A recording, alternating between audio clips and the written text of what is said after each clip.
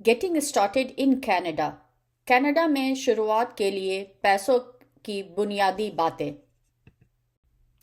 Canada में नए आने वालों के लिए फाइनेंशियल बेसिक्स में आपका वेलकम है। मेरा नाम अमृता पॉल है। मैं एक सर्टिफाइड फाइनेंशियल प्लानर प्रोफेशनल हूँ। आज मैं कनाडा में पैसों के बारे में बात करूँगी। मैं आपसे वो शेयर करूँगी जो आपके जैसे नए लोगों के लिए या फिर जो कनाडा में सेटल होना चाहते हैं उनके लिए काफ़ी हेल्पफुल रहा है। अ, मुझे उम्मीद है ये आपकी मदद करेगा। अगर इस सेशन के बाद आपके पास कोई सवाल हो, कोई क्वेश्चन हो, आप अपने एजेंसी के थ्रू हम तक वो क्वेश्चन पहुंचा सकते हैं। आज हम सीखेंगे कैसे सोशल इंश्योरेंस नंबर, जिसको आप सिन भी जानते हैं, कैसे प्राप्त करें, कैसे अपने आप और अपने परिवार को स्कैम से सुरक्षित रखें, कनाडा में टैक्सेस कैसे काम करते हैं, जैसे सेल्स टैक्स, प्रॉपर्टी टैक्स और इनकम टैक्स, बैंक्स और क्रेडिट यूनियन क्या होते हैं, पैसे उधार लेना बोरोइंग कैसे काम करता है, क्रेडिट के दो प्रकार और क्रेडिट कार्ड का उपयोग कैसे करें। चलिए शुरू करते हैं। Social insurance numbers. Social insurance number क्या है? सोशल इंश्योरेंस नंबर या सिन एक 9 डिजिट 9 अंकों की संख्या है, 9 अंकों की नंबर है। कनाडा की सरकार ये नंबर हर व्यक्ति को देती है। ये एक बहुत ही इम्पॉर्टेंट महत्वपूर्ण नंबर है। इसको आपको सुरक्षित, सेफ और संभाल कर रखना है और इसे दूसरों के साथ बिल्कुल भी शेयर नहीं करना है जब तक ये बहुत इम्पॉर्टेंट ना हो जाए। सिन क्यों इम्पॉर्टेंट है, क्यों महत्वपूर्ण है? नंबर 1, कनाडा में काम करने के लिए आपको नौकरी पाने के लिए सिन की ज़रूरत होती है। आपका एम्प्लॉयर जिनके आप काम करते हैं इसका उपयोग सरकार को यह बताने के लिए करता है कि आपकी इनकम क्या है, आप कितना पैसा कमाते हैं।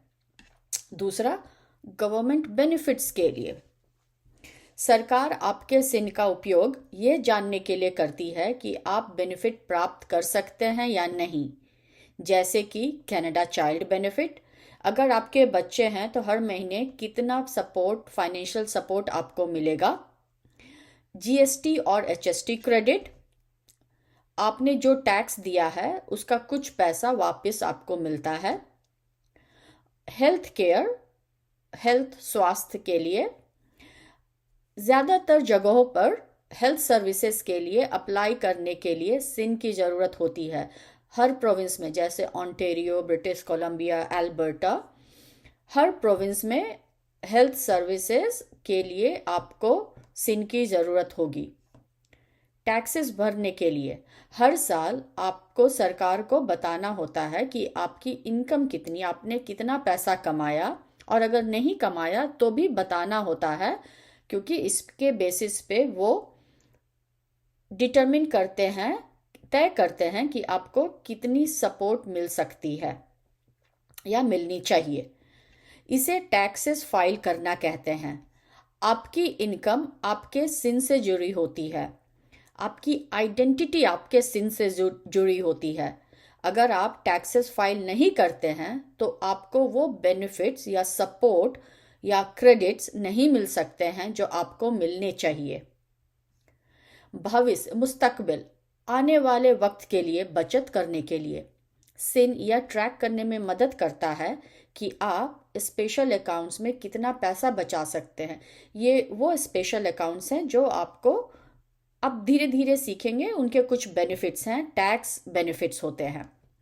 जैसे आपने सुना होगा RRSP, registered retirement saving plan. जब आप रिटायर करते हैं ये उस टाइम के लिए सेविंग किए जाते हैं। Tax free saving account, TFSA, ये ऐसे तरीके हैं जिनसे आप बिना ज़्यादा टैक्स दिए पैसे बचा सकते हैं, या फिर कुछ में टैक्स फ्री ग्रो करती है मनी। आपको और कब सिन की ज़रूरत होती है? स्टूडेंट लोन, जैसे अगर आपके बच्चे हैं स्कूल में हैं हायर एजुकेशन के लिए और उनको स्टूडेंट लोन चाहिए, आपको फेडरल जो सेंट्रल गवर्नमेंट है या प्रोविंशियल स्टूडेंट लोन के लिए अप्लाई करने के लिए सिन की ज़रूरत होती है। इससे सरकार आपकी जानकारी चेक करती है। बैंकिंग और क्रेडिट के लिए कुछ बैंक्स नया अकाउंट खोलते समय या क्रेडिट कार्ड के लिए अप्लाई करते समय आपका सिन मांगते हैं, लेकिन आपको हमेशा यह देना जरूरी नहीं है। उदाहरण के लिए, अगर आपका अकाउंट इंटरेस्ट कमाता है जैसे आरआरएसपी, तो उन्हें इसे सरकार को आपके सिन के साथ रिपोर्ट करना होता है। अगर आपका अकाउंट एक रेगुलर सेविंग्स या चेकिंग अकाउंट है तो आपको सिन देने की ज़रूरत नहीं है। आप पूछ सकते हैं बैंक से या फिर जिस भी इंस्टीट्यूशन में हैं कि ये क्यों चाहिए। क्रेडिट कार्ड और लोन्स के लिए, जब आप क्रेडिट कार्ड या लोन के लिए अप्लाई करते हैं तो आपको सिन देना ज़रूरी नहीं है। कुछ कंपनी आपका क्रेडिट चेक करने के लिए इसे मांग सकती हैं। आप चाहे तो मना कर सकते हैं। कभी कभी ये दे देना हेल्पफुल होता है, मदद करता है।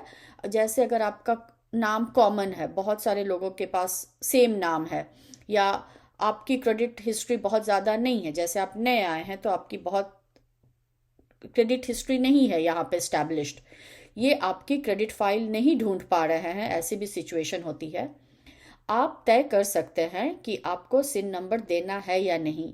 अगर आप निश्चित नहीं हैं या श्योर नहीं हैं इस बात के लिए, तो आप उनसे पूछ सकते हैं, उस बैंक से या इंस्टीट्यूशन से, या फिर आप एजेंसी के पास भी आ सकते हैं मदद के लिए।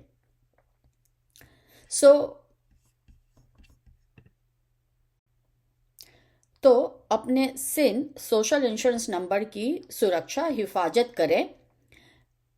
ये एक खास नंबर है, आपको इसको सेफ सुरक्षित हिफाजत से रखना चाहिए।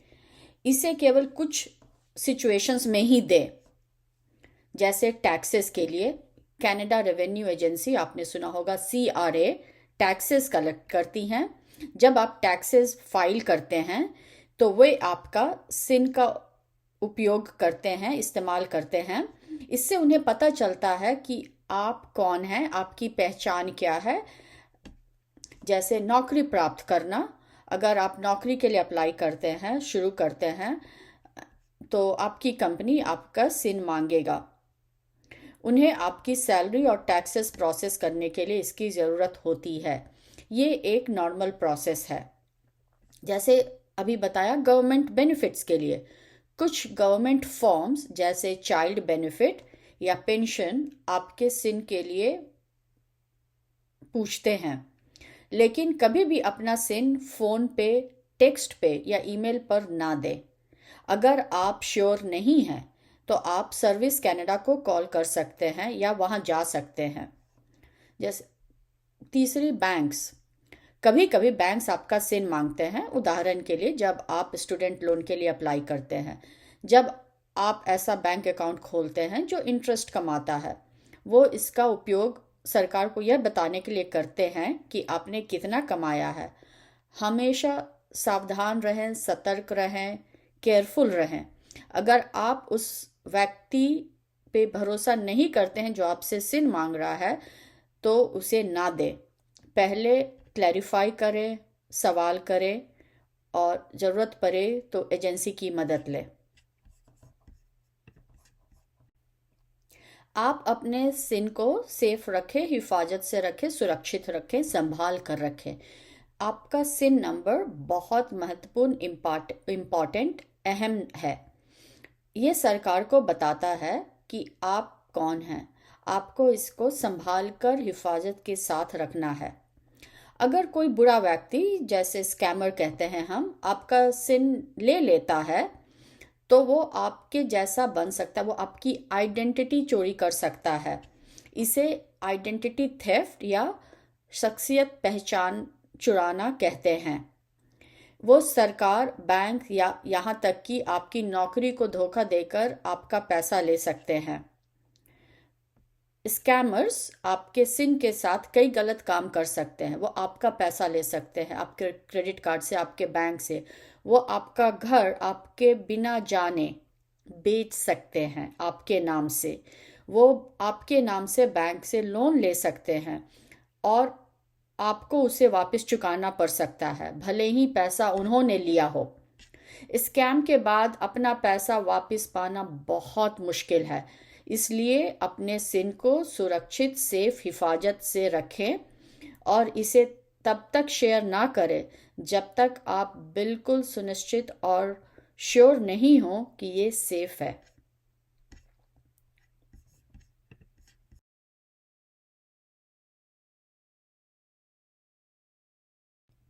Protecting yourself against scams. अपने आप को स्कैम्स और धोखे से कैसे बचाएं? कुछ दूसरे तरीके के स्कैम भी जिन पर आपको ध्यान देना चाहिए।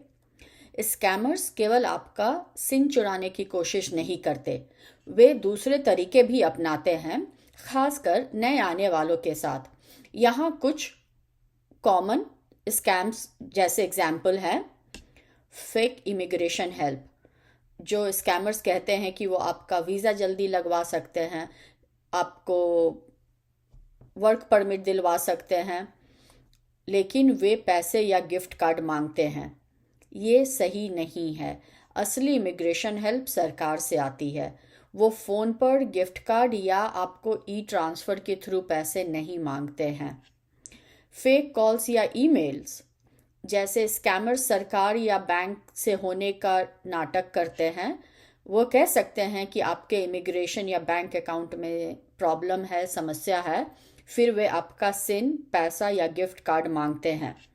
कुछ लोग टैक्स वर्कर्स जैसे सीआरए से होने का दावा करते हैं और कहते हैं कि अगर आपने पेमेंट नहीं करी तो आपको डिपोर्ट किया जाएगा। ये गलत है, झूठ है। असली टैक्स वर्कर्स या सीआरए वर्कर्स या इमिग्रेशन वर्कर्स इस तरह की बातें नहीं करते हैं। दूसरा एग्जाम्पल है फेक जॉब ऑफर्स।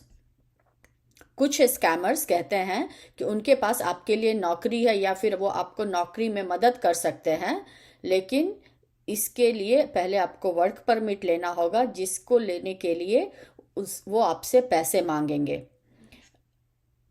असली नौकरियां कभी भी आपको हायर करने के लिए पैसे नहीं मांगती हैं। रेंटल स्कैम्स, जो घर किराए पे देते हैं, उसमें स्कैम्स कैसे इन्वॉल्व होता है। स्कैमर्स घर या अपार्टमेंट के लिए फेक एड्स बनवाते हैं, एडवर्टीजमेंट डालते हैं। वो जगह दिखाने से पहले आपसे पैसे मांगते हैं। आप हमेशा चेक करें कि जो रेंटल है, जो प्रॉपर्टी रेंट के लिए बोली जा रही है, वो असली है या नहीं, है भी या नहीं। एक रियल एस्टेट एजेंट आपकी मदद कर सकता है।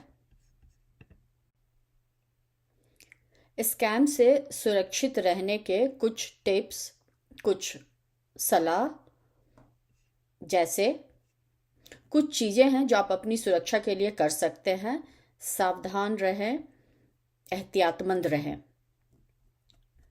अगर कोई आपको जल्दी कुछ ऑफर करता है या तुरंत पैसे मांगता है तो केयरफुल रहें, सावधान रहें, एहतियात बरतें। स्कैमर्स अक्सर आपको डराने की कोशिश करते हैं। अगर आप नर्वस या डर महसूस करते हैं तो यह स्कैम हो सकता है। हमेशा चेक करें उस इंस्टीट्यूशन से डायरेक्टली, और अगर कोई शक हो आपको तो एजेंसी से कांटेक्ट करें। जांच करें कि आप किससे बात कर रहे हैं। अगर कोई कहता है कि वह सरकार या बैंक से है तो उसका नाम और जॉब टाइटल पूछें। फिर उन्हें बताएं कि आप उन्हें वापस कॉल करेंगे। उनके दिए गए फ़ोन नंबर या जिस नंबर से वो कॉल कर रहे हैं उस पर वापस कतई ना करें। स्कैमर्स फेक नंबर देते हैं या फिर जो जैसे असली नंबर लगते हैं। हमेशा सर्विस कनाडा या उस बैंक के वेबसाइट पे जाके उसका असली फ़ोन नंबर जो उनकी वेबसाइट पे मेंशन किया हुआ है उसको ढूंढें और उसी नंबर पे कॉल करें और वापस से उनसे चेक करें। गिफ्ट कार्ड स्कैम से सावधान रहें। कोई भी असली बैंक, पुलिस ऑफिसर या इमिग्रेशन ऑफिसर या कोई भी रजिस्टर्ड एजेंट आपसे गिफ्ट कार्ड या प्रीपेड कार्ड या ई ट्रांसफ़र से पैसे नहीं मांगेगा। वो आपको फ़ोन पर तुरंत पेमेंट करने के लिए नहीं कहेंगे, प्रेशर नहीं डालेंगे। आप हमेशा उनसे ऑफिस में जाकर पेमेंट कर सकते हैं अगर तो ऐसी ज़रूरत है तो, और वेरीफाई करने की ज़रूरत हो तो। स्कैमर्स को गिफ्ट कार्ड पसंद होते हैं क्योंकि उनको ट्रेस करना, उनको ट्रैक करना बहुत मुश्किल होता है। कोई अगर आपसे गिफ्ट कार्ड मांगता है तो ये इमीडिएटली इसको स्कैम समझें, वेरीफाई करें उस बैंक के साथ या इस सरकार की एजेंसी के साथ। पहले पैसे कभी नहीं दें। स्कैम से बचने, सुरक्षित रहने और उससे हिफाजत के कुछ और तरीके, सलाह और सुझाव। कुछ चीज़ें हैं जो आप अपनी सुरक्षा, हिफाजत के लिए कर सकते हैं। नंबर 1, अपनी जानकारी सुरक्षित रखें। फ़ोन या ईमेल पर पर्सनल इन्फॉर्मेशन ना दें। अगर कोई आपके घर आता है और आपकी जानकारी इन्फॉर्मेशन मांगता है तो इसे ना दें। कह दें कि आप खुद बैंक या सर्विस कनाडा जाएंगे और वहां पर दे देंगे। बैंक्स और सर्विस कनाडा कभी भी किसी को आपके घर पे नहीं भेजते हैं आपकी इन्फॉर्मेशन कलेक्ट करने के लिए। दूसरा, जॉब ऑफर्स की जांच करें। नौकरी एक्सेप्ट करने से पहले कंपनी के बारे में जानकारी लें या किसी से मदद लेकर चेक करें कि यह कंपनी असली है या नहीं, है भी कि या नहीं। तीसरे, रेंटल्स के लिए सावधान रहें। रेंटल प्रॉपर्टी, जब आप रेंट पे घर लेते हैं तो उसकी पेमेंट करने से पहले सुनिश्चित करें, तय कर लें कि ये जगह असली है। लैंडलॉर्ड से सीधी बात करें। इसके लिए आप रियल्टर या रियल एस्टेट एजेंट की मदद भी ले सकते हैं। ये वो व्यक्ति होते हैं जो लाइसेंस्ड होते हैं, रजिस्टर्ड होते हैं और लोगों को घर ढूंढने में मदद करते हैं। आखिरी, कभी भी जब शक हो, संदेह हो तो मदद मांगें। अगर आपको किसी के बारे में, किसी भी चीज़ के बारे में श्योरिटी नहीं है तो किसी सेटलमेंट वर्कर या लीगल एक्सपर्ट से बात करें। वे आपके इमिग्रेशन या लीगल प्रॉब्लम समझने में मदद कर सकते हैं। अगर आपके साथ स्कैम हो चुका है तो या जानकारी है आपको तो स्कैम्स की रिपोर्ट करें। अगर आपको लगता है कि किसी ने आपको धोखा दिया है या आपके जानने वालों को धोखा दिया है तो पुलिस को कॉल करें। आपको शर्मिंदगी महसूस हो सकती है, लेकिन ये आपकी गलती नहीं है। हो सकता है कि आप अपना पैसा वापस पा सकें और स्कैमर्स को दूसरों को फर्दर नुकसान पहुंचाने से रोकने में मदद कर सकें। इसलिए आपकी जब भी जानकारी हो तो स्कैम्स की रिपोर्ट करें। चलिए कुछ एक्टिविटीज़ करते हैं। इस एक्टिविटी में आप कुछ सिचुएशंस के बारे में सुनेंगे जो या तो रियल, सच हो सकती है या फिर स्कैम हो सकती है। आपको तय करना है कि ये रियल है या स्कैम। सिचुएशन नंबर 1, आपको एक फ़ोन कॉल आती है। फ़ोन करने वाला व्यक्ति या शख्स कहता है कि वो CRA से है, कनाडा रेवेन्यू एजेंसी से है। वो कहता है कि आपने अपनी टैक्सेस नहीं भरी है और आपको अभी तुरंत पेमेंट करनी होगी बाय ई ट्रांसफ़र और गिफ्ट कार्ड्स।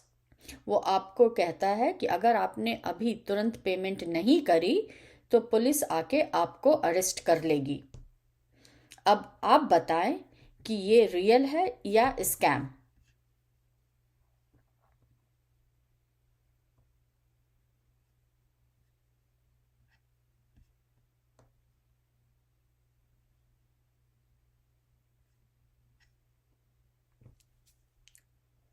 ये एक स्कैम है। क्यों? क्योंकि CRA कभी गिफ्ट कार्ड या ई ट्रांसफ़र से पैसे पेमेंट नहीं मांगती। नंबर 1।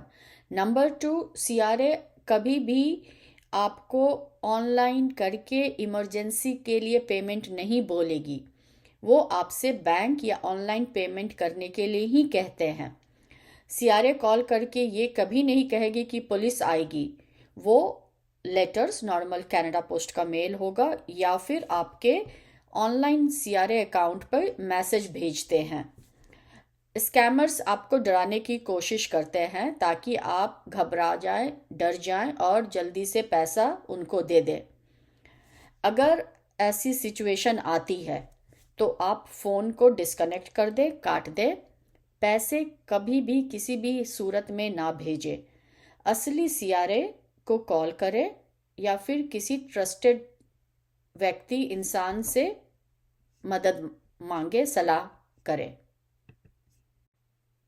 सिचुएशन नंबर 2, आपको एक ईमेल आती है जिसमें लिखा होता है कि आपकी बैंक अकाउंट लॉक कर दी गई है या लॉक हो गई है, और वो कहता है कि एक लिंक है, इस पे क्लिक करके अपनी बैंक लॉगिन और पासवर्ड को एंटर करें।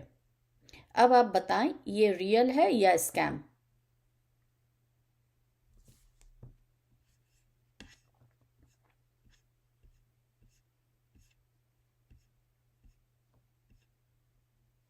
ये एक स्कैम है। क्यों? क्योंकि बैंक्स ईमेल के जरिए आपका पासवर्ड कभी नहीं मांगते। एक असली बैंक आपको लिंक पर क्लिक करके अपनी पर्सनल इंफॉर्मेशन डालने के लिए कभी नहीं कहेगा। असली ईमेल असली लग सकता है, लेकिन यह एक स्कैमर से आता है। इस तरीके की ईमेल, अगर उसमें कोई भी लिंक हो उस पे आप कभी क्लिक ना करें। अगर आप लिंक पर क्लिक करते हैं तो स्कैमर आपका डिवाइस, फ़ोन या कंप्यूटर हैक कर सकता है, आपका पैसा या इंफॉर्मेशन चोरी कर सकता है। लिंक पर कभी क्लिक ना करें। ईमेल डिलीट करें। अगर आप श्योर नहीं हैं या आपको डाउट है, शक है, तो अपने बैंक कार्ड पर दिए गए फ़ोन नंबर से ही कॉल करें। एक और एग्जाम्पल, आपको एक नई नौकरी लगी है। आपका एम्प्लॉयर या कंपनी आपसे आपकी सोशल इंश्योरेंस नंबर, सिन और आपकी आईडी की कॉपी मांगते हैं ताकि वो आपका पेमेंट, सैलरी या तनख्वाह सेट कर सके। ये रियल है या स्कैम?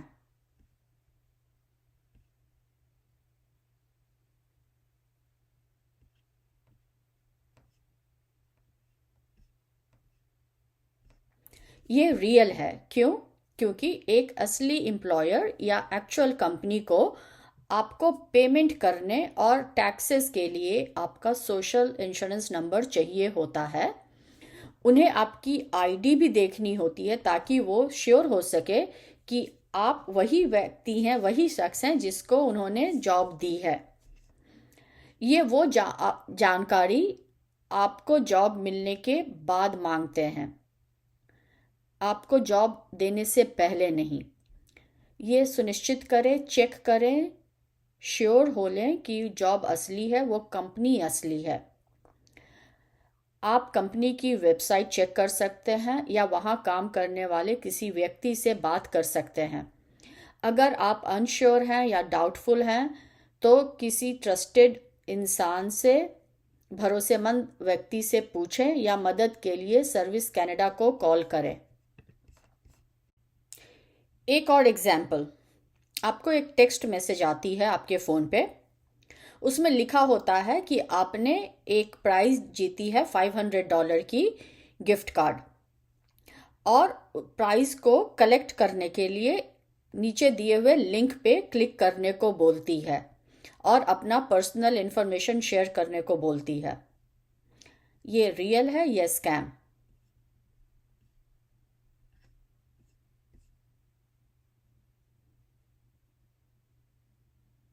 ये स्कैम है। क्यों? क्योंकि जेन्युइन असली कंपनीज टेक्स्ट मैसेज के जरिए आपका पर्सनल इंफॉर्मेशन नहीं मांगेंगी। स्कैमर्स चाहते हैं कि आप एक्साइटेड हो जाएं और ताकि आप ध्यान से ना सोचें और अपना पर्सनल इंफॉर्मेशन शेयर कर लें। अगर आप लिंक पर क्लिक करते हैं तो स्कैमर आपकी इंफॉर्मेशन चुरा सकते हैं, आपकी फ़ोन हैक कर सकते हैं और आपको नुकसान पहुंचा सकते हैं। नेक्स्ट, अभी हम बात करेंगे कनाडा में टैक्सेस के बारे में। कनाडा में टैक्सेस मेनली 3 तरीके के होते हैं। पहला, सेल्स टैक्स। ये वो टैक्स होता है, एक्स्ट्रा पैसा होता है जो तब जोड़ा जाता है जब आप कुछ चीज़ खरीदते हैं या फिर किसी सर्विस के लिए आप पेमेंट करते हैं। दूसरा, प्रॉपर्टी टैक्स। ये आप तब देते हैं जब आप कनाडा में घर या ज़मीन के मालिक होते हैं या आपके पास मालिकाना हक होता है। तीसरा, इनकम टैक्स। यह वो पैसा है, टैक्स है जो आप अपनी कमाई में से सरकार को देते हैं। अगर आप नौकरी कर रहे हैं तो आपका एम्प्लॉयर है वो आमतौर पर इसे आपकी सैलरी से पहले काट लेता है, फिर आपको सैलरी देता है। चलिए हम शुरू करते हैं सेल्स टैक्स से। सेल्स टैक्स को समझने के लिए हम ओंटारियो का एग्जाम्पल लेते हैं। कनाडा के हर प्रोविंस में सेल्स टैक्स एक जैसा नहीं होता है, लेकिन हर प्रोविंस की जो सिस्टम है ऑलमोस्ट सिमिलर है और सिमिलर तरीके से काम करती है। ओंटारियो में इसे HST हार्मोनाइज्ड सेल्स टैक्स कहते हैं। ये 13% है। आपकी खरीदी गई चीज़ों या सर्विस की कीमत पे 13% ऐड होता है। फॉर एग्जाम्पल, उदाहरण के लिए या मसलन, अगर कोई चीज़ आपने $100 की खरीदी है तो उसका टैक्स 13% ऑफ 100 यानी $13 होता है। अगर कोई चीज़ $50 की खरीदी है तो उसका 13% $6.50 टैक्स होगा। यह टैक्स का पैसा प्रोविंशियल या सेंट्रल गवर्नमेंट को जाता है। यह प्राइस में तब जोड़ा जाता है जब आप पेमेंट करते हैं। मोस्टली अगर आपको प्राइस लिखी हुई दिख रही है तो उसमें टैक्स ऐड नहीं होता है। जब आप पेमेंट करते हैं तो उसमें टैक्स ऐड किया जाता है। जैसे अगर किसी चीज़ की कीमत $27.93 है तो जब आप पेमेंट करेंगे तो 13% टैक्स के साथ आप लगभग $31 पे करेंगे। चलिए देखते हैं कनाडा में इनकम टैक्स का इस्तेमाल कहाँ होता है। सरकार इनकम टैक्स का इस्तेमाल मोस्टली स्कूल्स, हॉस्पिटल, रोड्स और दूसरे पब्लिक सर्विसेज की पेमेंट के लिए करती है। जो पैसा आप कमाते हैं, बिजनेस से हो या सैलरी से हो, तो उस कमाई का एक हिस्सा टैक्स के रूप में सरकार को जाता है। आपका एम्प्लॉयर आपकी सैलरी से, आपकी तनख्वाह से टैक्स काट के आपको देते हैं पैसे और वो टैक्स को वो सरकार को भेजते हैं। कनाडा में जो लोग ज़्यादा पैसा कमाते हैं वो ज़्यादा टैक्स देते हैं। इसका मतलब कि टैक्स रेट आपकी कमाई के अनुसार अलग होता है। अगर आपने टाइम पे टैक्सेस फाइल की हैं तो हो सकता है बेस्ड ऑन आपकी एलिजिबिलिटी आपको कुछ रिफंड हो, कुछ पैसे जो आपने टैक्स भरे हैं वो वापस हो सकते हैं।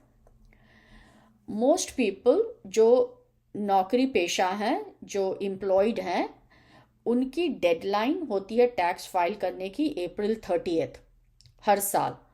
जो व्यक्ति और या फिर उसके स्पाउस सेल्फ एम्प्लॉयड हैं, बिजनेस ओनर्स हैं, उनकी टैक्स फाइलिंग की डेडलाइन मोस्टली June 15 होती है। अगर आपको कुछ बेनिफिट्स क्लेम करने हैं आपके टैक्स फाइल में तो ये ज़रूरी है कि आप अपनी टैक्स फाइल टाइमली करें। जैसा कि हमने देखा, कनाडा में टैक्सेस के अलग अलग ब्रैकेट्स होते हैं, लेवल्स होते हैं, जिन्हें टैक्स ब्रैकेट कहा जाता है। आमतौर पर 3 होते हैं, लो, मीडियम और हाई। अगर आप पैसा कम कमाते हैं तो आप कम टैक्स देते हैं। अगर आप ज़्यादा पैसा कमाते हैं तो आप एक्स्ट्रा पैसे पे जो उस ब्रैकेट से ऊपर है, उस ब्रैकेट के हिसाब से, उस टैक्स रेट के हिसाब से टैक्स देते हैं। लेकिन अगर आप हाई टैक्स केवल सिर्फ उस हिस्से पर देते हैं जो हाई ब्रैकेट में आता है। ये सिस्टम इसलिए सरकार की मदद करता है कि जो लोग ज़्यादा कमाते हैं वो कम्युनिटी को सपोर्ट करने के लिए थोड़ा ज़्यादा टैक्स दें। सरकार टैक्स के पैसे का उपयोग सर्विसेज के लिए करती है, जैसे हेल्थ केयर, स्वास्थ्य से संबंधित सुविधाएं, स्कूल्स और रोड्स। अगर आप श्योर नहीं हैं कि टैक्सेस आपके लिए कैसे काम करते हैं तो आप CRA या सर्विस कनाडा में किसी से बात कर सकते हैं या आपके अकाउंटेंट या टैक्स एक्सपर्ट से पूछ सकते हैं। ये इन्फॉर्मेशन आप गवर्नमेंट वेबसाइट पे भी ले सकते हैं। आपका एम्प्लॉयर आपकी सैलरी से अन्य चीज़ों के लिए भी पैसे काट सकते हैं, डिडक्ट कर सकते हैं, जैसे हेल्थ इंश्योरेंस, जैसे दवा या डॉक्टर विजिट के लिए हेल्प करने के लिए, रिटायरमेंट सेविंग्स प्लान, आपने सुना होगा RRSP, जो कि भविष्य के लिए या आइंदा आने वाले वक्त के लिए रिटायरमेंट के लिए पैसे सेविंग करने में मदद करता है। चैरिटी डोनेशंस के लिए, अगर आप दूसरों की मदद के लिए पैसा देना चाहते हैं। यूनियन ड्यूज, कुछ एसोसिएशन, अगर आप यूनियन वर्कर्स हैं तो ये आपके लिए एप्लीकेबल हो सकता है। अनप्लान या प्रोग्राम, जहाँ पे ये पेमेंट वॉलंटरली आपके मन मुताबिक हो सकता है, जैसा आप चुनना चाहते हैं। जो आपके एम्प्लॉयर्स हैं वो और दूसरे वॉलंटरी प्रोग्राम्स या बेनिफिट के लिए भी अमाउंट्स डिडक्ट कर सकते हैं, जैसे group health insurance, retirement saving plans या चैरिटेबल कॉन्ट्रीब्यूशंस, साथ ही यूनियन ड्यूज और अन्य प्रीमियम्स। नेक्स्ट, प्रॉपर्टी टैक्स की बात करते हैं।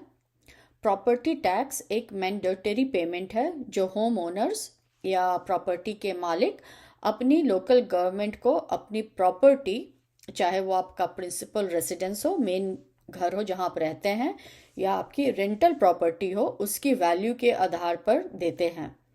यह कम्युनिटी को फायदे देने वाली लोकल पब्लिक सर्विसेज और इंफ्रास्ट्रक्चर को सपोर्ट करता है।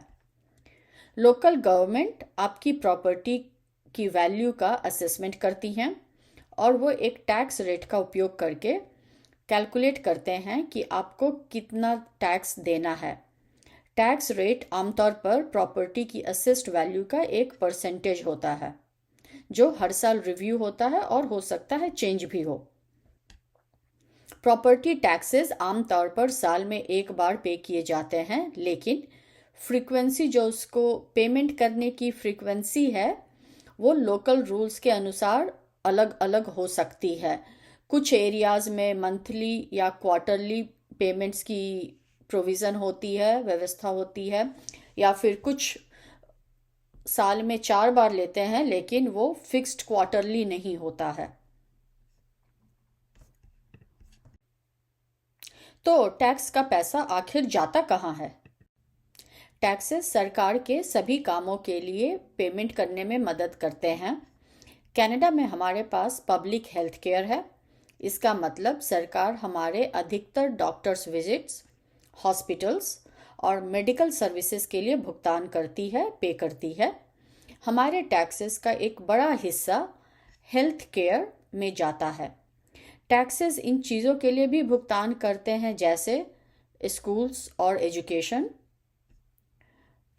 सोशल सर्विसेज, ज़रूरतमंद लोगों के लिए मदद जहाँ पे करते हैं, रोड्स और पार्क्स, पुलिस, एम्बुलेंसेज और फायर फाइटर्स, लाइब्रेरीज और कई अन्य महत्वपूर्ण areas.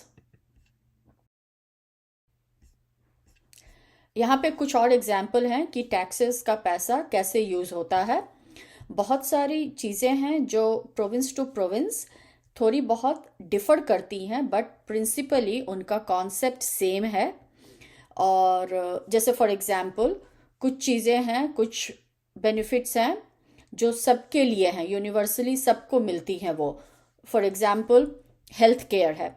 Health care usually प्रोविंशियली funded होता है, लेकिन प्रोविंस टू प्रोविंस अलग हो सकता है, बट कॉन्सेप्ट वो हर प्रोविंस के सेम स्ट्रक्चर पे होते हैं यूजुअली।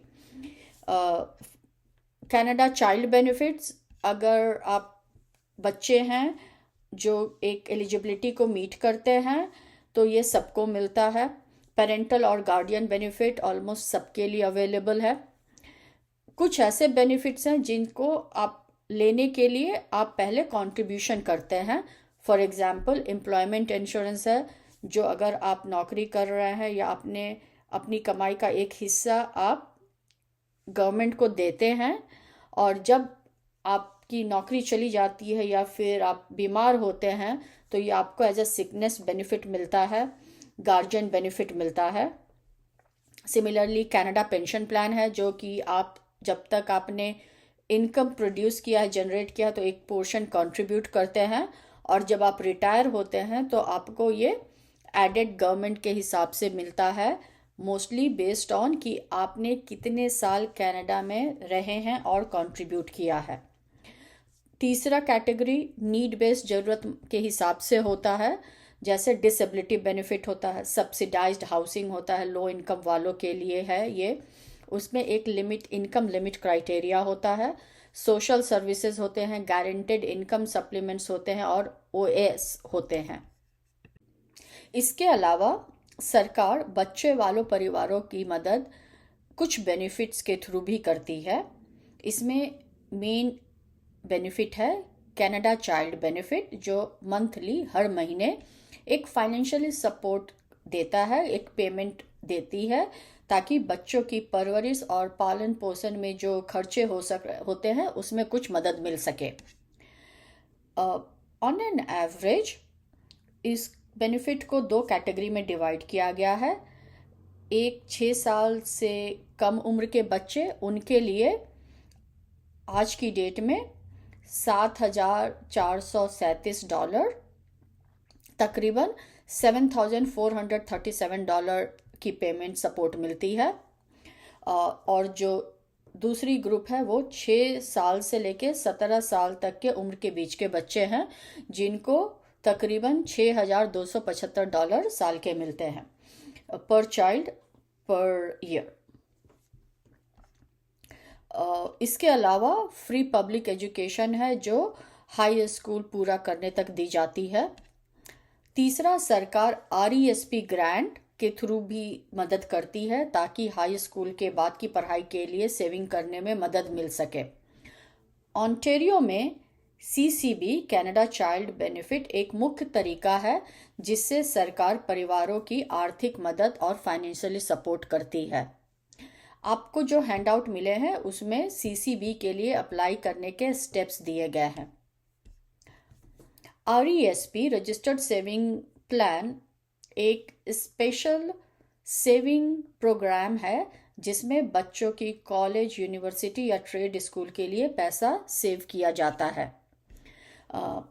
टिपिकली ये कैसे काम करता है, जब आप उसमें जितना कंट्रीब्यूट करते हैं, सरकार उसका 1% यूजुअली अप टू 20% तक वो कंट्रीब्यूट करती है, maximum up to $500 per year.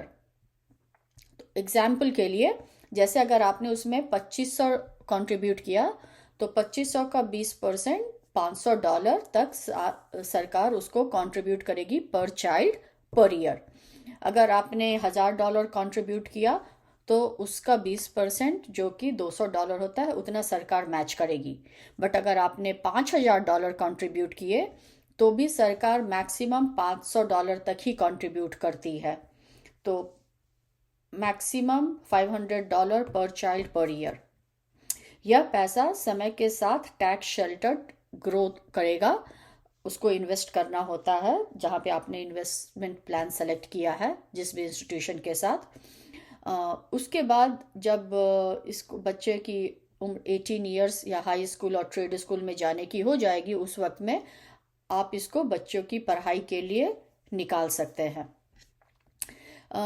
ये एक one of the main saving plan types है जो बच्चों के एजुकेशनल फ्यूचर की सेविंग को इनकरेज करता है। नेक्स्ट चलिए जानते हैं हेल्थ इंश्योरेंस प्लान के बारे में। कनाडा के हर प्रोविंस का अपना हेल्थ इंश्योरेंस प्लान होता है।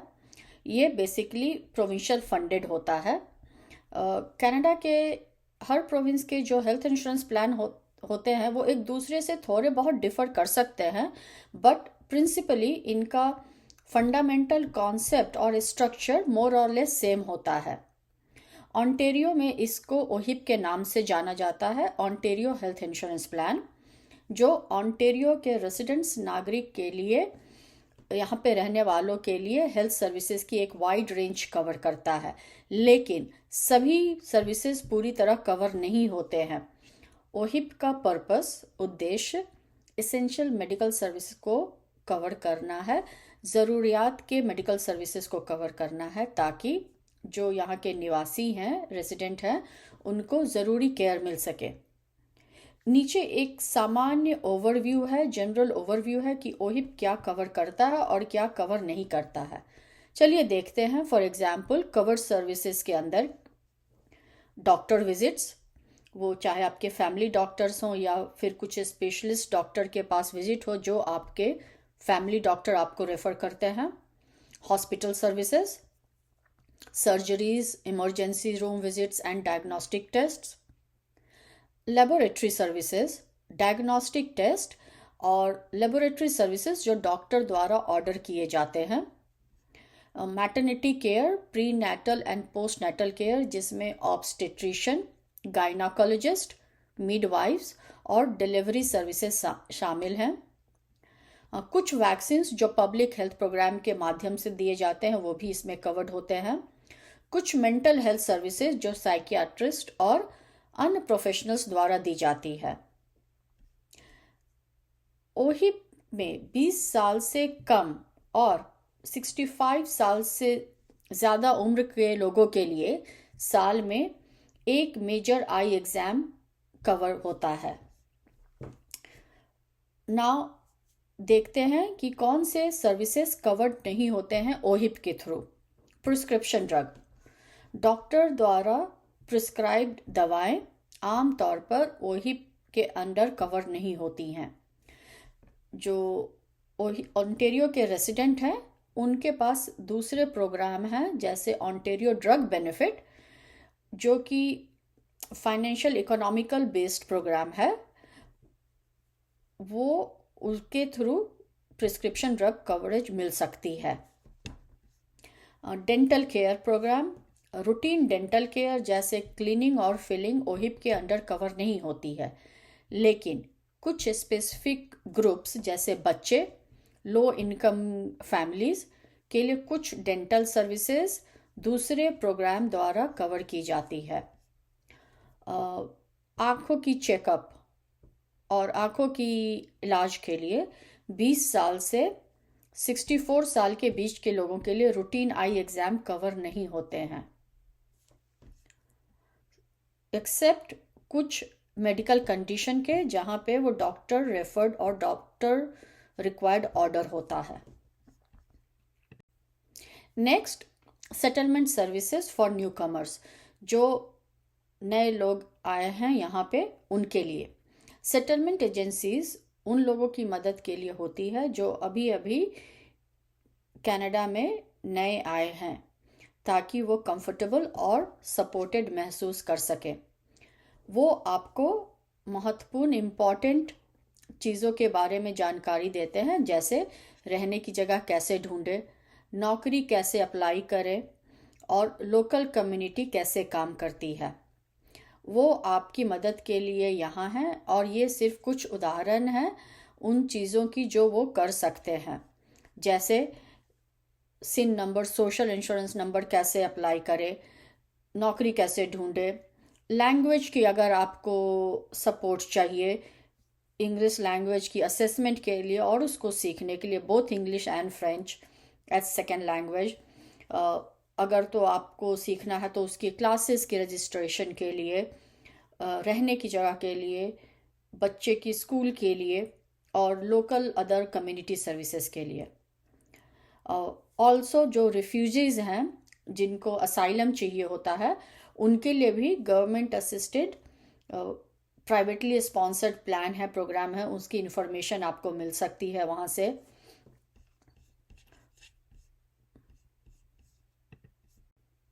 इसके बाद अब हम बैंक्स, क्रेडिट यूनियंस और जो पे डे लेंडर्स हैं उनके बारे में थोड़ा जानते हैं। बैंक्स और क्रेडिट यूनियंस बड़ी कंपनीज होती हैं जो आपके पैसों को सेफ, सुरक्षित और हिफाजत से रखने में मदद करती हैं। ये दूसरी सर्विसेज भी देती हैं, जैसे लोन्स यानी पैसे उधार देना।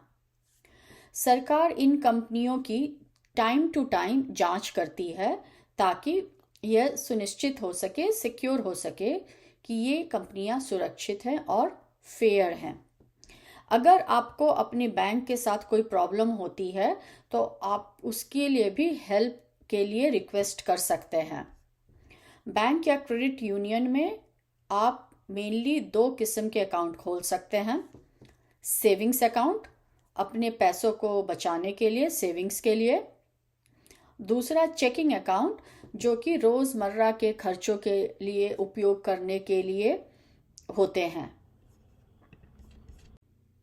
जब आप बैंक या क्रेडिट यूनियन में अकाउंट खोलते हैं तो आपको एक डेबिट कार्ड मिलता है जो यूजुअली आपके चेकिंग अकाउंट से रिलेटेड होता है।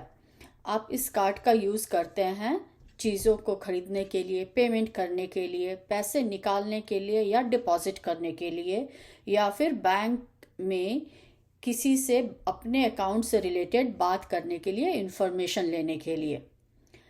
जैसा कि पहले बताया, अकाउंट्स 2 किस्म के होते हैं, checking account and savings account. ये आपस में बहुत मिलते जुलते हैं, लेकिन इनके डिफरेंसेस, अंतर जानना बहुत ज़रूरी है ताकि आपको एक्स्ट्रा फीस ना देना पड़े। चेकिंग अकाउंट्स, ये अकाउंट उस पैसों के लिए है जिसे आप जल्दी खर्च करेंगे या आपकी रोज़मर्रा की ज़रूरतों के लिए, ट्रांजैक्शंस के लिए। ज़्यादातर लोग इस अकाउंट का यूज़ बिल्स भरने के लिए, खाना खरीदने के लिए, कैश निकालने के लिए करते हैं। जो सेविंग्स अकाउंट है, यह अकाउंट उस पैसे की सेविंग्स के लिए है जिसको आपको तुरंत ज़रूरत नहीं है। जैसे इमरजेंसी के लिए सेविंग करना, चाहे वो इमरजेंसी कार रिपेयर के लिए हो, या कोई आपको कंप्यूटर खरीदना, या कोई मेजर परचेज करना हो, या ट्रैवल, अचानक से आपको ट्रैवल करना पड़ जाए, या अचानक से फैमिली को पैसे भेजने पड़ जाए, इन सब चीज़ों के लिए है। मतलब आपको डे टू डे के खर्चे के लिए आप इसमें पैसे नहीं डाल रहे हैं। मोस्टली जितने भी ज़्यादातर लोग हैं उनके पास एक ही बैंक में दोनों अकाउंट्स होते हैं। जब आप डेबिट कार्ड चुनते हैं, यूज़ करते हैं, तो आपको सेलेक्ट करना हो पड़ता है कि आप चेकिंग्स का ट्रांजैक्शन कर रहे हैं या सेविंग्स अकाउंट में से। सलाह और मशवरा, ज़्यादातर यूज़ों के लिए चेकिंग अकाउंट का ही यूज़ करें। और इसका कारण यह है कि बहुत सारे बैंक्स में जो नंबर ऑफ़ ट्रांजैक्शंस है वो चेकिंग अकाउंट में कुछ हद तक फ्री होते हैं। जो सेविंग्स अकाउंट है उसमें अक्सर फ़ी होती है, जो आप पैसा निकालते हैं, या फिर एक ट्रांजैक्शन की बहुत कम लिमिट होती है, जिसकी वजह से आपको पर ट्रांजैक्शन हो सकता है फ़ी देना पड़े। चलिए अब हम एक एक्टिविटी करते हैं। इस एक्टिविटी में मैं कुछ लोगों की स्टोरीज पढ़ूंगी। ये लोग कनाडा में इमिग्रेंट्स हैं। ये सच्ची रियल स्टोरीज नहीं है, बट जस्ट आपको समझाने के लिए बनाई गई है। हर स्टोरी सुनने के बाद हम डिस्कस करेंगे आप अपने ग्रुप में या फिर आप अपने आप में ये तय करेंगे कि उस व्यक्ति को बैंक से क्या चाहिए। एक्टिविटी 1, ये फातिमा है। फातिमा की उम्र 28 साल है। वो 2 महीने पहले कनाडा आई है। वो एक शेयर्ड अपार्टमेंट में रहती है और एक स्टोर में पार्ट टाइम काम करती है। उसको अपने काम से जो पेचेक मिलता है उसको डिपॉजिट करने के लिए एक बैंक अकाउंट की ज़रूरत है। वो मंथली फीस नहीं भरना चाहती।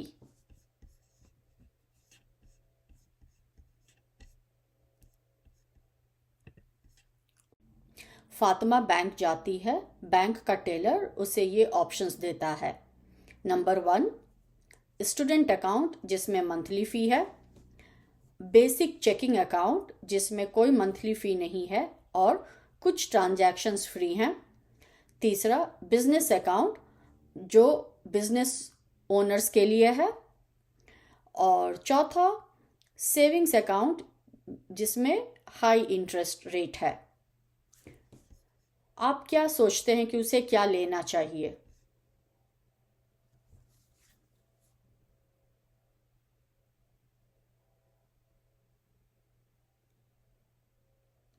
फातिमा के लिए सबसे अच्छा ऑप्शन 2 है, बेसिक चेकिंग अकाउंट जिसमें कोई मंथली फ़ी नहीं है और कुछ ट्रांजैक्शंस फ्री हैं, क्योंकि फातिमा को पेमेंट लेने और बिल भरने के लिए चेकिंग अकाउंट चाहिए।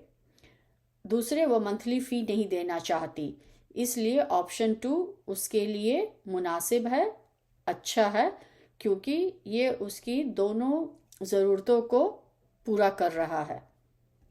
बेसिक चेकिंग अकाउंट्स उसे कुछ ट्रांजैक्शन फ्री में करने देता है, जैसे बिल भरना या पैसे निकालना। स्टूडेंट अकाउंट में मंथली फ़ी है जो उसके लिए मुनासिब नहीं है। और बिजनेस अकाउंट उन लोगों के लिए है जिनका बिजनेस होता है, खुद का बिजनेस ओनरशिप होता है। फातिमा का बिजनेस नहीं है तो उसके लिए भी ये मुनासिब अकाउंट नहीं है, ठीक नहीं है। सेविंग्स अकाउंट सेविंग्स और इंटरेस्ट कमाने के लिए होता है या डेली पेमेंट और बिल्स के लिए मुनासिब या ठीक अकाउंट नहीं है। इसलिए बेसिक चेकिंग अकाउंट फातिमा के लिए सबसे अच्छा है, सबसे मुनासिब। दूसरा केस देखते हैं। ये कार्लोस है। कार्लोस की उम्र 22 साल है और वो कॉलेज जाता है। कार्लोस पार्ट टाइम काम करता है और वो कुछ पैसे अपनी फैमिली से भी लेता है खुद को सपोर्ट करने के लिए। कार्लोस के पास इससे पहले कभी कोई क्रेडिट कार्ड नहीं रहा। कार्लोस चाहता है कि वो सीखे कि वो अपने पैसों को बेहतर कैसे मैनेज कर सके। कार्लोस का इंटरेस्ट सेविंग्स में है। कार्लोस ये भी चाहता है कि वो कुछ चीज़ें अभी खरीदे, लेकिन उसकी पेमेंट वो बाद में करे। कार्लोस बैंक जाता है और बैंक का टेलर उसे ये ऑप्शंस देता है। 1, प्रीमियम क्रेडिट कार्ड जिसकी हाई लिमिट है और एनुअल फ़ी है। दूसरा, स्टूडेंट क्रेडिट कार्ड जिसकी लो लिमिट है और कोई एनुअल फ़ी नहीं है। तीसरा, TFSA tax free savings account. चौथा, बिजनेस क्रेडिट कार्ड जो कि सेल्फ एम्प्लॉयड लोगों के लिए है। आप क्या सोचते हैं कार्लोस को क्या लेना चाहिए?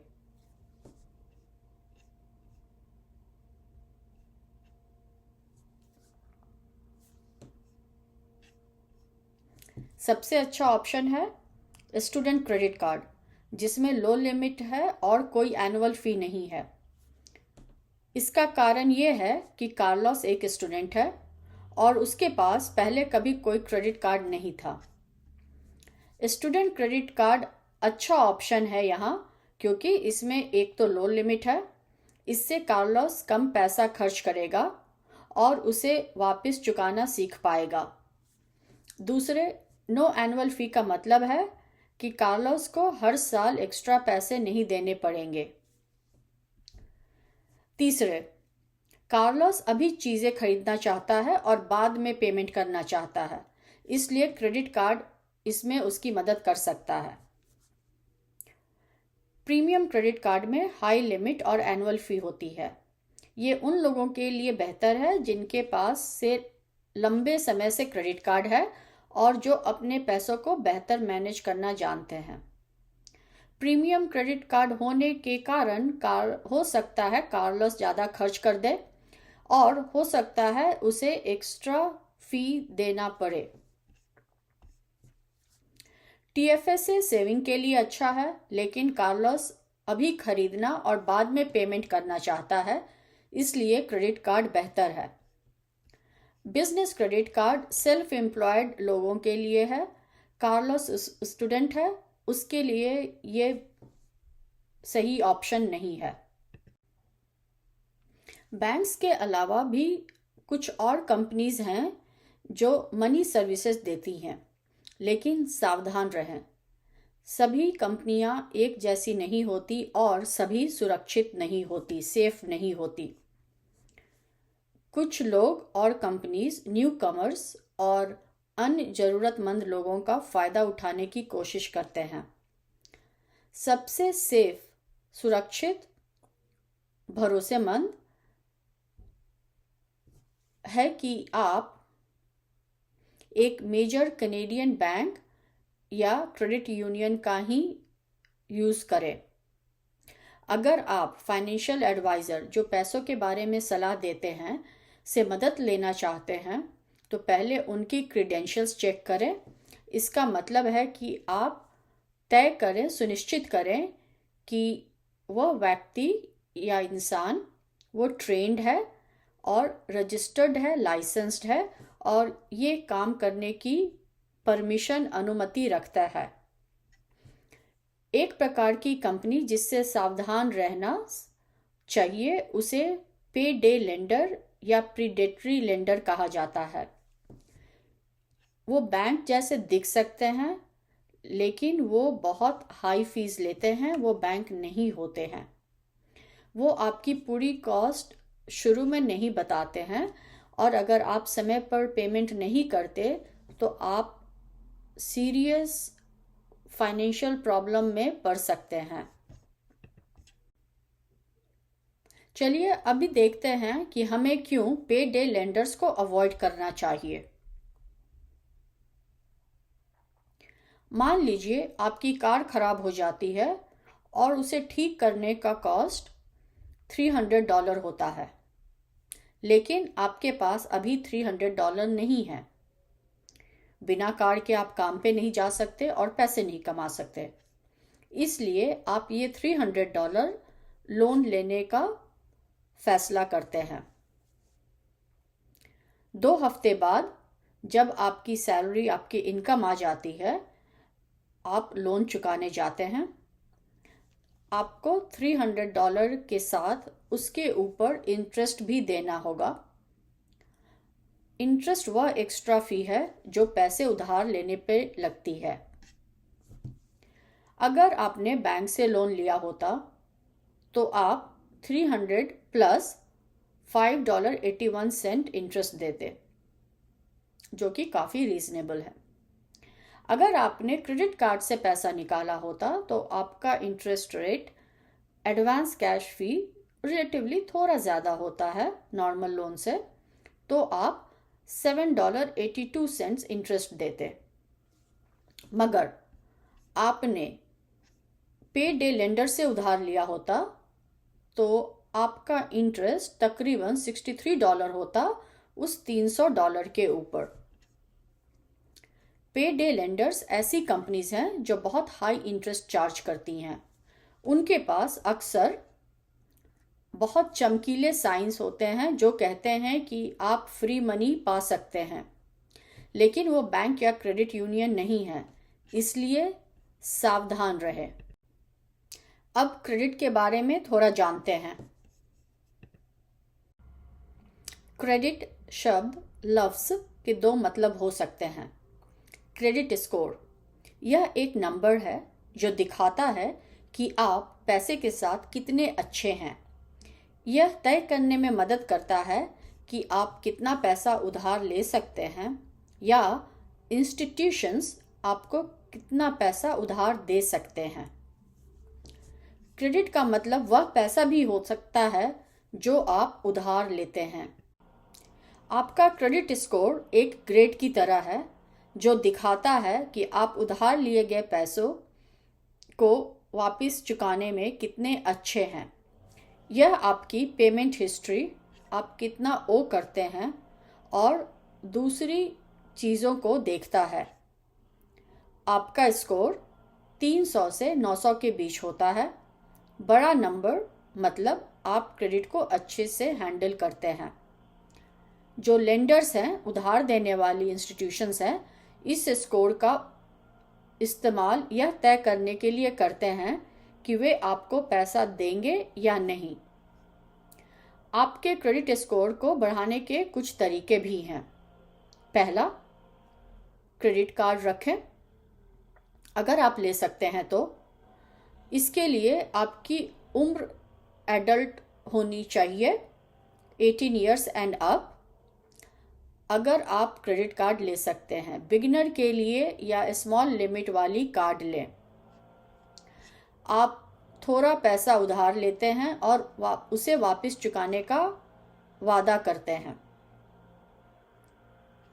टाइमली चुकाने का वादा करते हैं। क्रेडिट कार्ड का समझदारी से इस्तेमाल करें। सिर्फ उतना ही खर्च करें जितना आप वापस दे सकते हैं। ये फ्री मनी नहीं है। ये आपने इस प्रॉमिस के साथ लिया है कि आप इसे समय रहते टाइम के अंदर पे बैक करेंगे। समय पर बिल भरने से आपका स्कोर बेहतर होगा। दूसरा, बिल समय पर भरें। अपने फ़ोन, रेंट या अन्य बिल्स समय पर भरें। लेट पेमेंट से आपका क्रेडिट स्कोर कम हो सकता है। तीसरा, बहुत ज़्यादा क्रेडिट उपयोग ना करें। अगर आपके पास क्रेडिट कार्ड है तो उसका पूरा लिमिट इस्तेमाल ना करें, मैक्सिमम से कम इस्तेमाल करें। इससे दिखता है कि आप क्रेडिट को संभाल सकते हैं। अपनी credit report time to time check करते रहें। कभी कभी अपनी क्रेडिट रिपोर्ट चेक करें ताकि यह सुनिश्चित हो सके, श्योर हो सके कि कहीं कोई गलती नहीं है। अब आप हर साल एक फ्री रिपोर्ट देख सकते हैं। आजकल हर बैंकिंग इंस्टीट्यूशन आपको फ्री रिपोर्ट आपके ऑनलाइन बैंकिंग के साथ में देती है। क्रेडिट बनाना समय लेता है। धैर्य रखें, पेशेंस रखें, सब्र करें और सही काम करते रहें। समय के साथ आपका स्कोर बढ़ेगा। चलिए एक और एक्टिविटी करते हैं।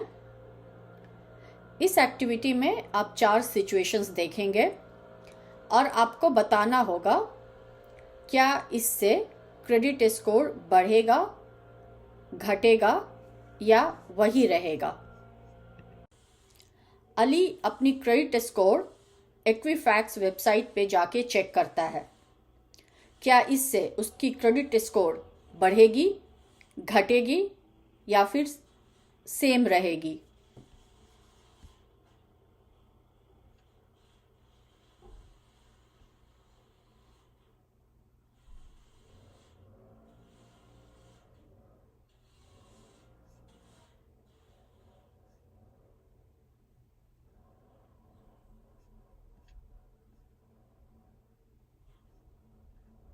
अली की क्रेडिट स्कोर सेम रहेगी। आप अपना क्रेडिट स्कोर जितनी बार चाहे चेक कर सकते हैं।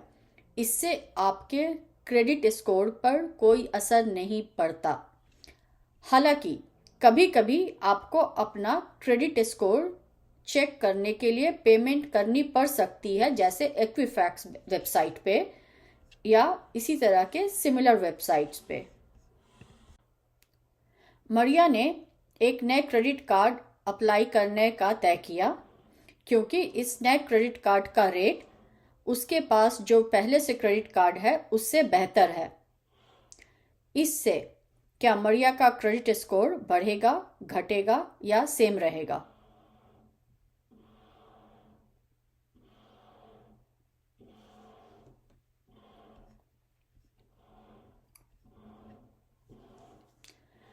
मरिया का क्रेडिट स्कोर थोड़ा कम हो सकता है, बट सिर्फ थोड़ा। जब आप एक नया क्रेडिट कार्ड लेते हैं तो आपका क्रेडिट स्कोर थोड़ा कम हो सकता है, लेकिन आमतौर पर अमूमन सिर्फ थोड़ा ही होता है। अगर मरिया अपने सभी बिल्स समय पर भरती है तो उसका क्रेडिट स्कोर वापस पहले जैसा हो जाएगा। एंजेलो ने अपना जॉब चेंज किया और वो अब पहले से बहुत ज़्यादा कमाता है। उसकी सैलरी पहले से अब दोगुनी हो चुकी है। क्या इससे उसकी क्रेडिट स्कोर बढ़ेगी, घटेगी या सेम रहेगी?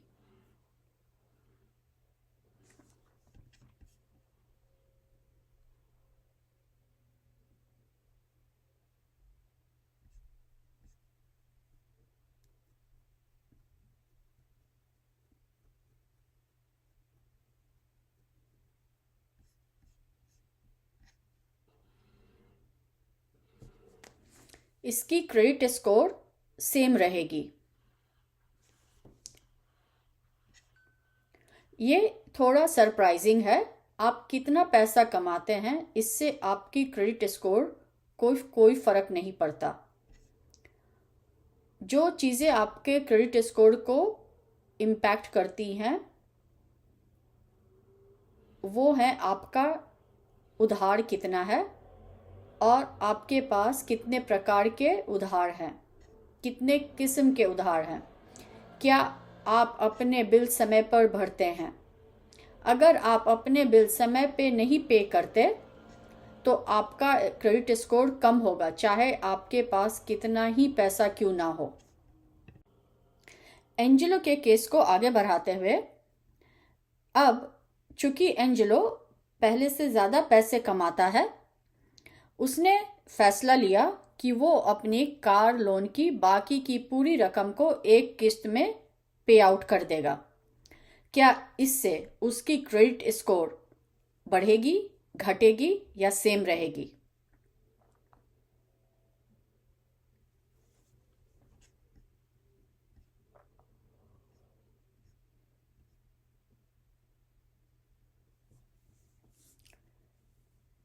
एंजेलो की क्रेडिट स्कोर बढ़ेगी। हालांकि ज़्यादा पैसे कमाने से आपका क्रेडिट स्कोर अपने आप नहीं बढ़ता, लेकिन अगर आप उस पैसे का इस्तेमाल जो उधार है उसको चुकाने के लिए करते हैं तो आपका क्रेडिट स्कोर बेहतर हो सकता है। जब आप न्यू कमर के तौर पे क्रेडिट कार्ड लेने के बारे में सोचते हैं तो क्रेडिट कार्ड्स की कंपैरिजन करना, तुलना करना इम्पॉर्टेंट है। फीस, इंटरेस्ट रेट्स और बेनिफिट्स जैसी चीज़ों को देखें। ऐसे क्रेडिट कार्ड्स देखें जिनमें कोई एनुअल फ़ी ना हो या फिर बहुत ही कम एनुअल फ़ी हो, रीजनेबल इंटरेस्ट रेट्स हो, यूजुअली अमूमन 20% एनुअली सालाना या उसके आसपास का इंटरेस्ट रेट हो। रिवॉर्ड्स या मनी बैक आपके खर्चे का 1 से 2% का नॉर्मली वो कवर करते हैं। अप्लाई करने से पहले अलग अलग बैंक से चेक करें। न्यू कमर्स के लिए रिक्वायरमेंट्स के बारे में पूछे, जानकारी ले। कुछ बैंक्स फाइनेंशियल एजुकेशन प्रोग्राम्स भी देते हैं ताकि न्यू कमर्स कनाडा में क्रेडिट कार्ड के बारे में सीख सके। छोटे से शुरू करें। लो क्रेडिट लिमिट वाला कार्ड चुनें और इसे रेगुलर पेमेंट्स के लिए इस्तेमाल करें। इससे आपकी क्रेडिट हिस्ट्री बनेगी और मैनेज करना आसान होगा। आप सीखने को मिलेगा कि आप अपने पैसों को और उधार को कैसे बेहतर मैनेज कर सके। जितना हो सके क्रेडिट कार्ड या क्रेडिट का इस्तेमाल केवल उन चीज़ों के लिए करने की कोशिश करें जिनकी आपको वाकई में ज़रूरत है। आपको उन चीज़ों को खरीदने का दबाव महसूस हो सकता है जिन्हें आप अफोर्ड नहीं कर सकते। कई कैनेडियंस को पैसों की प्रॉब्लम होती है क्योंकि वो क्रेडिट कार्ड्स का बहुत ज़्यादा इस्तेमाल करते हैं। वो इसको फ्री मनी समझते हैं। ये फ्री मनी नहीं है। पैसा उधार लेने की कोशिश केवल बड़ी चीज़ों के लिए करें जैसे घर या कार। क्रेडिट कार्ड्स को हर महीने पेमेंट करना होता है। हर महीने आपको कम से कम मिनिमम अमाउंट पेमेंट करना होता है। जितना हो सके उतना ज़्यादा पेमेंट करना अच्छा है। अगर आप अपना क्रेडिट कार्ड पूरा और समय पर पे करते हैं तो आपको कोई इंटरेस्ट नहीं देना होगा, लेकिन अगर आप पूरा पेमेंट नहीं करते तो यह आपको बहुत महंगा पड़ सकता है। यहाँ एक एग्जाम्पल है। मान लीजिए आपकी कार खराब हो जाती है और उसे ठीक करने के लिए आपको $2500 चाहिए। आप क्रेडिट कार्ड से पेमेंट करते हैं क्योंकि आपके पास पैसे नहीं हैं अभी। अगर आप हर महीने सिर्फ मिनिमम अमाउंट, मान लीजिए अप्रॉक्सीमेटली $75 पे करते हैं तो $2500 चुकाने में 4 साल से ज़्यादा लगेंगे। अगर आप हर महीने $275 पे करते हैं तो वही 1 साल में बैलेंस चुक जाएगा और आप लगभग $77 इंटरेस्ट देंगे पूरे साल में। अगर आप पूरी 2500 उसी महीने पे कर देते हैं तो आपको कोई इंटरेस्ट नहीं देना होगा। अगर आप अपने क्रेडिट कार्ड को एहतियात के साथ, सावधानी के साथ इस्तेमाल करते हैं तो यह आपका क्रेडिट बनाने में मदद कर सकता है। लेकिन अगर आप समय पर पेमेंट नहीं करते या बहुत कम पेमेंट करते हैं तो यह आपके क्रेडिट स्कोर को नुकसान पहुंचा सकता है। Thank you.